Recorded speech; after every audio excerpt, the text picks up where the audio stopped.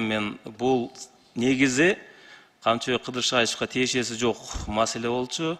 Бирок ошо Барпы айылында, Сузак айылында сел жүргөндө тилекке каршы заседанияга мен катыша албай калдым. Иш сапары менен.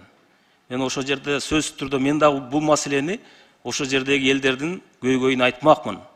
Кетмен кармап, шыпыргы кармап, мен дагы сүрөткө түшмөкмүн ошо жерге барып.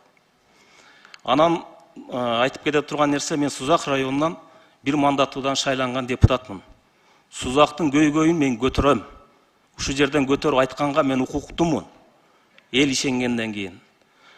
Мен сизди сыйлайм канчаки, бирок ошондо ар бир нерсени мен Ата журт партиясынан келген жокмун. Же болсо парламентте эл сыйлап, шайлап келген депутатмын. Ошондуктан элдин үнүн мен ар дайым көтөрө алам. И көтөрөм дагы. Андан сырткары мен сиздерге суроо берет.